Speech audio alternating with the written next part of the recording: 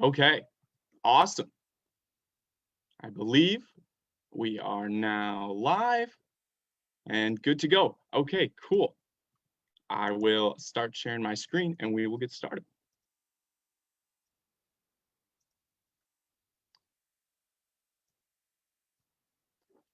Okay. Let's admit the last couple folks here. Cool. Can you guys all see this? Is this looking good? Can I get some thumbs up maybe? Okay, sweet. Awesome. Thank you guys so much for coming. Tons of new faces, new names. It's so good to see you guys.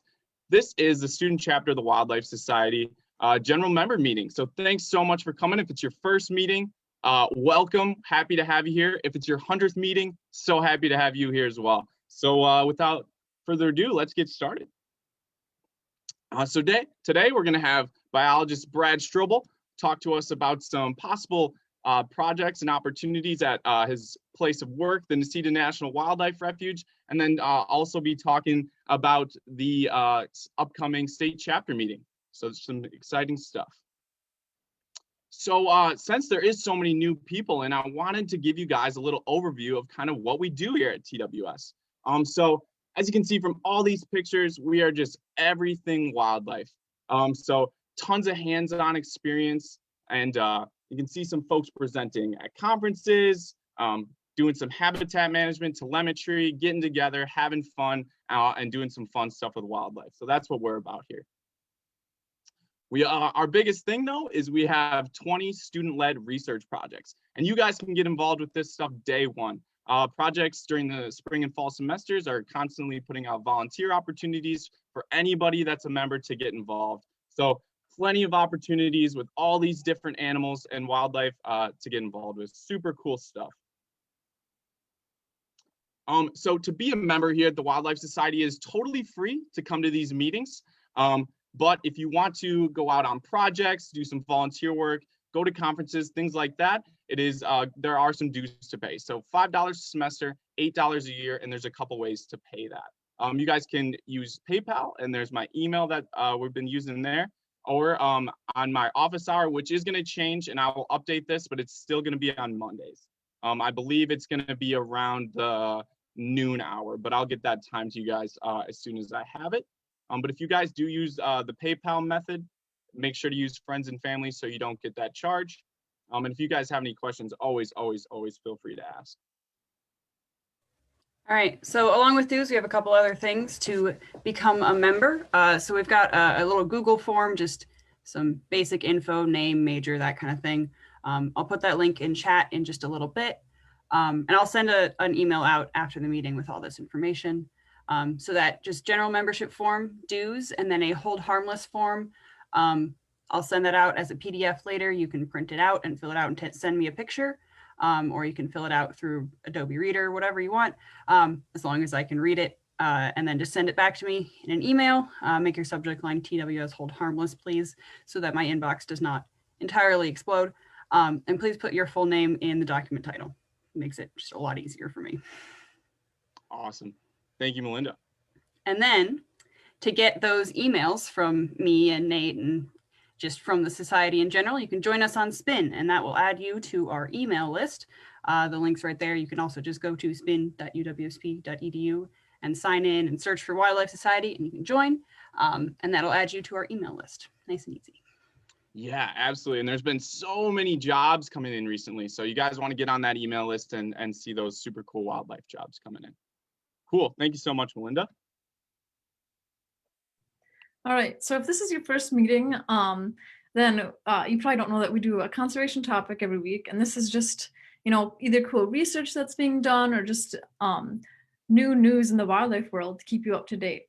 So this week's conservation topic is about the trap that bats are falling into when it comes to choosing their hibernation spots. So for those of you who don't know, you've probably heard, like in at least one of your classes at this point, of white nose syndrome. It's super big, like killing a lot of bats.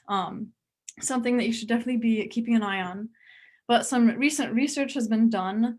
It was actually done in Wisconsin and Michigan, and kind of comparing the different temperatures of hibernation sites to the amount of bat deaths, and also like how readily white nose syndrome is spreading. So white nose syndrome is a fungus, and fungi just in general, they'll thrive in warmer environments. So these bats, particularly little brown bats that are choosing to hibernate in warmer areas, they are having this spread a lot more readily, and of course are dying because of it. So this is what's known as an ecological trap, because these bats think that they're choosing a spot that's good for them. You know, it's warmer, they're probably more likely to survive, but actually like they're dying because of white nose syndrome.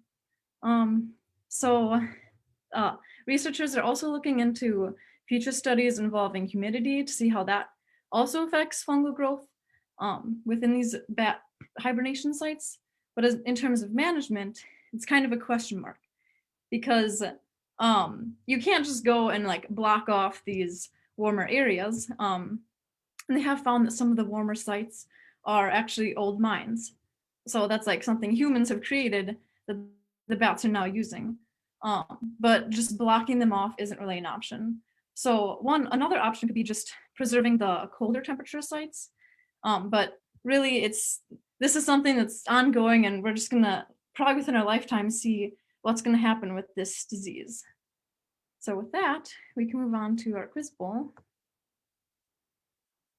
Let's see how much you guys are paying attention.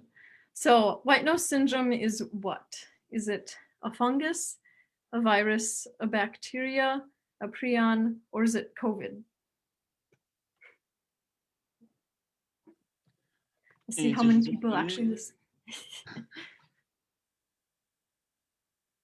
Good, looking good. Alrighty, 5, 4, 3, 2, 1.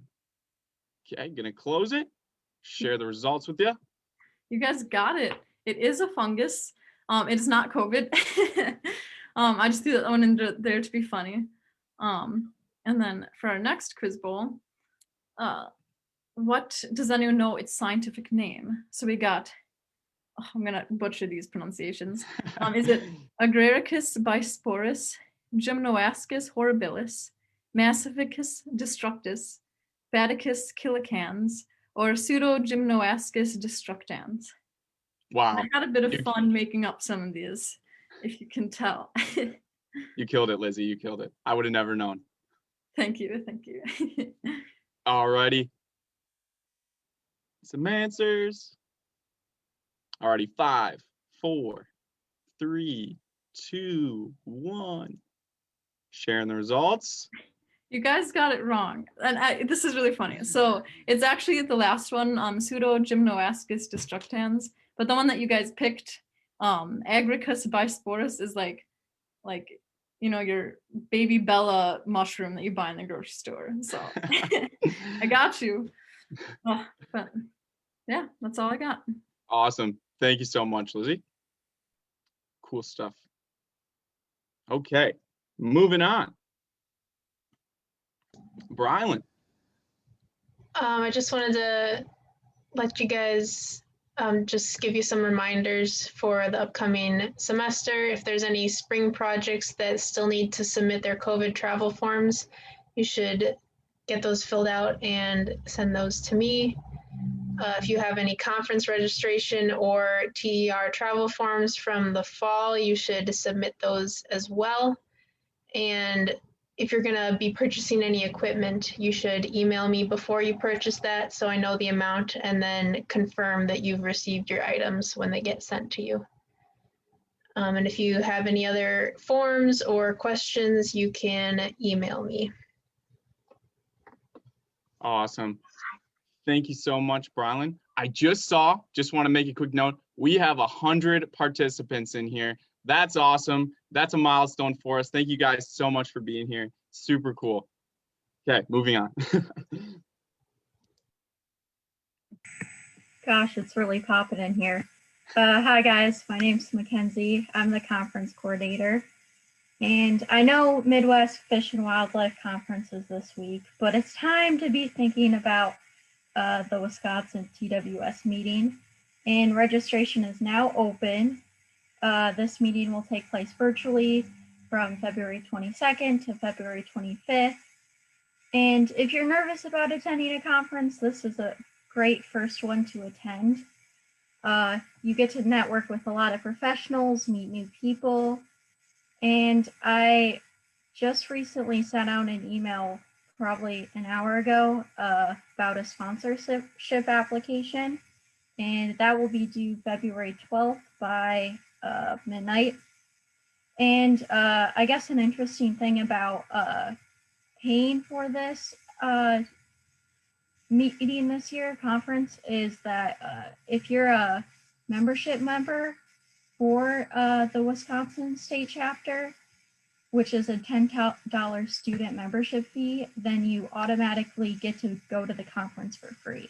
So that's another thing to think about, and that's what we will be paying if you decide to fill out the sponsorship application. And then you can email me at my email, mwit711, with any questions, and that's all I have. Awesome. Thank you, Mackenzie. Yeah, amazing opportunity, guys. It's never been easier to attend these conferences, so I totally recommend getting involved. Super cool stuff. Get to see what other students are up to, network with a lot of professionals. It's amazing. Love to see you apply. All right, is Jacob out there? Guys, I'm Jacob. I'm one of the officers from UWSP Fire Crew and also a wildlifer. We're sponsoring our spring 2021 Wildland Firefighter course registration. It's coming up February 26th is the first day. If you're interested, you have to pay your dues by February 19th. With this course, it's 5 days instead of the fall course, which is all semester. It's 5 days, about 40 hours total, $150 to pay. But with this, you get a lot of certifications, which this summer you could basically do prescribed burning for refuges. And you can even become a wildland firefighter out west if you really want to. So if you have any questions or anything about this, you can contact me below. And I can also attach in the box the link to the PDF form to fill out. Awesome. Thank you so much, Jacob. Moving on to Amanda. Hello, everyone. My name's Amanda. I'm the education coordinator for TWS. And if you're not already familiar, this year we're working to put out a video series called Project Wildlife. It's going to be an educational, or it is an educational video series that focuses on the different projects that we do in TWS. So right now I'm calling out to all the co-leaders that have projects going out in the spring. If you're interested in having your project be filmed and featured for this Project Wildlife, definitely let me know, or I might be reaching out to you via email sometime. And then if you're a regular member and you want to help volunteer to create the projects, you can either help film or you can help with like the video editing or the educational. We do some like educational materials to go along with the videos to help the teachers. These are for teachers in their classrooms with kids. So if you want to help with that, definitely let me know. It's a great experience for education. Sweet. Thank you, Amanda. Shelby. Hello, everyone. So every Friday, we feature a wildlife photo taken by one of our members on our Instagram and our Facebook page for what we call Fauna Friday. So if you've taken any cool wildlife photos recently or in the past, you can send them in by DMing our Instagram page, which is at UWSP_TWS, or you can email me, and my email is up there on the slide. And then you can follow our student chapter on multiple social media platforms. You can like us on Facebook, you can follow us on Instagram, you can even add us on Snapchat with the code up on the slide. And our meetings are also recorded, so if you ever miss one, you can find those recordings on both our website and our YouTube channel. Awesome. Thank you, Shelby. Alrighty, guys, so that's it for announcements. As always, if you guys do have questions about anything, feel free to message any of us or just put it in the open chat, and someone will be there to help you out.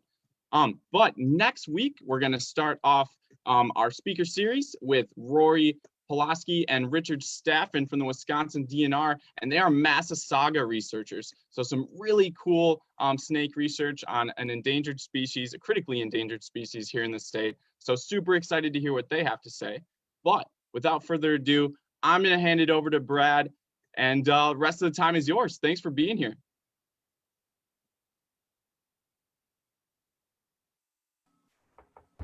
Hey, yeah, no problem. I'm happy to do it.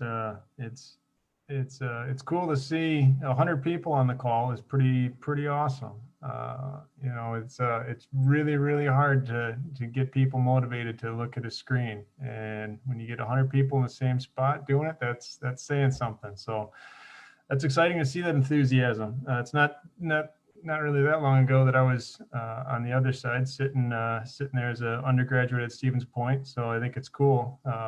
You guys are still rocking and rolling. The list of projects that are going are, you know, there's some new ones, but there's some kind of legacy projects out there too. That's kind of neat. It's neat to see. I'd like to talk to you guys a little bit more in depth about some of the different stuff that we've got going on, but realistically, I've only got a few minutes to talk today. So a few things I was just going to tie in, and then I guess I was going to open it up to questions and see if you guys had any particular thoughts or concerns. But as far as the refuge itself goes, as far as Necedah Refuge itself goes, I've been the biologist there for about 9 years now. And, you know, we just completed our habitat management plan, and we're working on finishing up our inventory and monitoring plan. And basically, you know, in a nutshell, the habitat management plan helps us identify which species are going to be those resources of most concern for us that we're going to target most of our management actions towards benefiting. The inventory and monitoring plan is sort of the next step down, which is identifying the surveys, the projects that we're going to take on, trying to estimate, you know, whatever our objective is for each one of those species. So, for example, we've got Carner blue butterflies. You know, we've got a refuge-wide objective for a refuge, and the inventory and monitoring plan is basically going through each one of those resources, each one of those species, and saying, okay, how are we going to monitor those? How much is it going to cost? How much time is it going to take? And as you guys can imagine, biologists, wildlife folks are never short on enthusiasm. We're always short on time and money. So it's one of those things where undoubtedly we're going to have more resources that we would like to monitor than what we can. And that's where we end up trying to get creative. Can we hire somebody? Can we find volunteers? Can we reach out to groups like yourself to say, hey, can we modify, maybe sculpt one of the projects that you have ongoing and use it for two purposes, right? Help us monitor a resource on the refuge, but also provide the long-term professional development opportunities that they're providing you. So just real quick, some of the species that we share, I'm going from memory on what Nate threw on the list there real fast and what I had in the HMP, but let's see, we've got woodpeckers. One of the highest priority species for us is red-headed woodpeckers. We've got a variety of different woodpeckers that use the refuge, but we've probably got one of the highest densities of red-headed woodpeckers in the state, which is pretty cool. So we're going to be doing some nest site monitoring for those guys. We have woodcock as a resource of concern for us, secretive marsh birds. We've got eastern whippoorwill, which I think some folks in the Wild Bird Project helped us out last year. It was two summers ago now. COVID messes everything up. Yeah, so, and we're also talking about potentially doing some incidental mussel monitoring, some freshwater mussels on the refuge as a water quality indicator. So that was kind of cool to see that on the list. That must be a relatively new project. But so yeah, I guess my main message there is that, you know, as soon as we get done with our inventory and monitoring plan, we have a real good idea about what's the highest priority surveys that we want to do and which ones we're just not going to have capacity for. I'm probably going to come back to you guys and make a pitch in a little bit more detail to see if there's any projects that would or volunteers in general that would like to step up and try to help us out with that. So it's going to be, not to mince words, it's going to be tricky this year. Hopefully not as tricky as it was last year. Last year, almost all of our field work was hard stop, and we just, we ended up trying to work on other projects from home.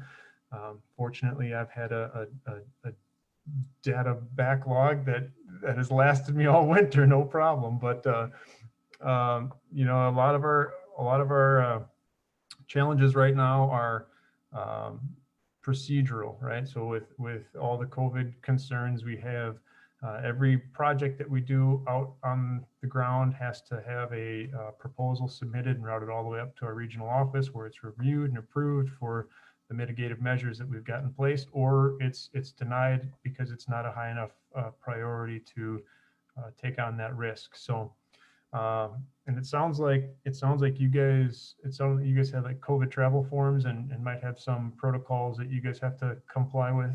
Is that chapter, college, or university? Where are those originating?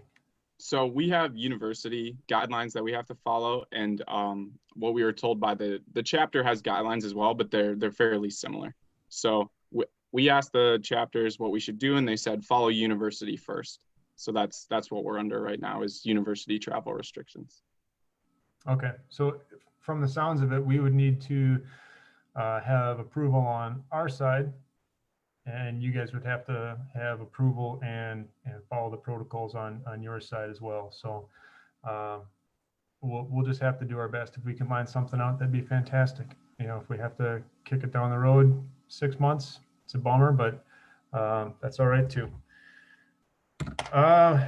Yeah, so that's pretty much it. All I wanted to touch on as far as depth with the refuge at this point. I'd be happy to come back and talk to you guys more in the near future. But I was gonna pivot and talk about the state chapter of the Wildlife Society meeting, but Mackenzie did my job better than I could already. So it's like, cool. Yeah, I've got. So as the secretary on the state chapter, I was gonna walk you guys through our new website. But has anybody been on our new website since we got it set up? A few, some no's. Do we have a minute, Nate, that I can walk folks through that quick? Oh, absolutely, yeah. Right. Let me make sure you have some permissions to share your screen here. Yeah, I gotta have approval for everything. So let's see, let me give you that. So make co-host, you should be able to share. All right, let's see here. All right, so we're gonna go right here. Okay, can you guys see that all right? Okay, so you can get here any number of ways. Wisconsin Wildlife will get you there through Google. Wildlife.org will get you to the national TWS website, and you can put wildlife.org/Wisconsin, and that'll get you here. Or you can type in this horrendously long URL, but don't do that. So this is the landing page right now. And I wanted to walk you guys through a couple things. I think it's super cool that you guys have sponsorship opportunities for the membership, since oftentimes you do that for the state chapter meeting, but we tweaked it a little bit, and student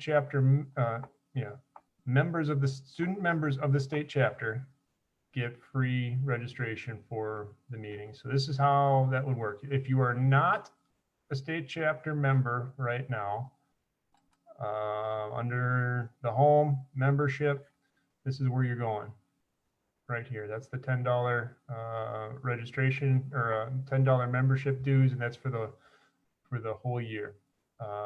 So basic information after that, no big deal. Once you submit that registration dues, it's going to kick to me, and it might take me a week to go through and approve it after you pay it. But then once that's done, you'll get an email that says, yep, you're good to go. And right here under our upcoming events, we've got our TWS winter meeting right here. And right now, this is showing that it's grayed out. If you had logged into the website with your, that would, trigger the fact that you're a student member, and this would be good to go. You can click register, and you would have an option here just to choose which one. That's it. It got a little confusing at the beginning just because it's easy to get, and I did it while we were talking just now, it's easy to get mixed up on whether you're a student chapter member or a student member of the state chapter. But for $10, you can be a member of the state chapter and get free registration to the meeting. And I'm really excited about our meeting. It is, we put all the information up here available for folks. It's going to be virtual, and so it's really hard to do the half of what's important in these meetings is the networking and the kind of sidebar conversations after you watch a talk or something like that. But we're trying to accommodate that as much as possible. We've got some really cool symposia lined up on Monday and all. I mean, we can dive into any one of these and read the abstracts on them and see what you'd be most interested in. So yeah, that's it. And I guess at this point, if you guys have any specific questions for me about the meeting coming up, how to register for it, any other questions like that, or anything about the refuge in particular, fire away. Awesome. Thank you, Brad. Yeah, if you guys want to. I had a question for Brad. How much does the meeting cost to go to if we don't get scholarships? So if you're not going to go through and pay the $10 for the student membership to the state chapter, then it's $30. $30 is the regular registration fee. Is it too late for me to register as a student, or can I still do that? Nope. There's no deadline that's passed or anything like that. So yeah, the first thing you'd need to do is become a student member of the state chapter by joining the state chapter, and then you'd have this free registration pop up. So there's no cost if you're a student, and it saves you $20. So perfect. Thank you. Yep.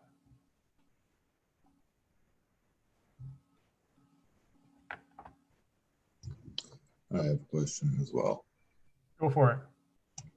From the perspective of a member, what is the difference between being a member of the student chapter versus the state chapter? Sure. So the state chapter, I mean, we've got student chapters, state chapters, and then the national chapter, right? And each one of them is going to have a different structure with president, vice president, secretary, treasurer, and then basically the state chapter is not. We don't have service projects per se. Our primary mission is the development of wildlife professionals in this state, right? So if we can find any training opportunities or networking opportunities, so if you're a state chapter member, you can expect to see emails announcing our brown bag webinars. I don't know if anybody has seen any of those. We've recently, we've got the second one coming up.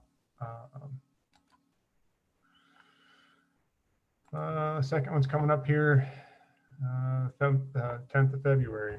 And so we've got, we have a committee that's just looking for pulling in some of those outstanding biologists on different topics throughout the state and doing presentations throughout the year. So, beyond that, we've got similar to what you guys offer. We offer scholarships, awards, travel grants, and things of that nature. So quite a bit of benefit. The winter meeting is a big one. It's a fantastic opportunity to network with other professionals. I can think of probably a half dozen projects that have either been drastically improved or started at the winter meeting that I've had on Refuge, just making those connections with students or faculty that had an idea that I hadn't thought about and wanted to pursue it. So. Thank you. Yep. We got our quarterly newsletter, keeping folks apprised of what's going on in the state. We also have, we've got a committee that's also any, kind of in the news, political topics that might be relevant to wildlife conservation that it's so hard to keep up on for one individual. It's nice to have, a kind of a team of folks pulling all that stuff together and putting it in front of us. So yeah, any other questions for me? I just had a quick question actually about red-headed woodpeckers Sure. on the Necedah. Don't you guys have like one of the more dense populations? Is there any idea why specifically Necedah? I think there's two reasons, two primary reasons. One is that we've been doing savanna type restoration since the 60s. So we've got a long history of doing some savanna restorations and that those park-like oak forests, oak pine barrens. That's just fantastic habitat for red-headed woodpecker. The other is oak wilt, which is a disease, a fungus that kills oak trees. And we have oak wilt pretty substantially on the refuge, and it is most hard on the red oak, the black oak family. Mm-hmm. And so because of that, we have quite a few, we have an abundance of snags or trees that have dead limbs on them. So there's ample foraging opportunity, ample nest sites that in more heavily managed woodlands wouldn't necessarily be there. Thank you. Mm-hmm.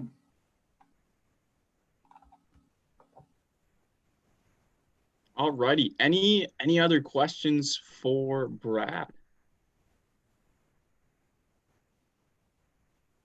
If none come up in the next few seconds, thank you so much for being here, Brad. Really appreciate it. Thank you guys all for coming. So if no more questions, I'm not seeing any, I'm going to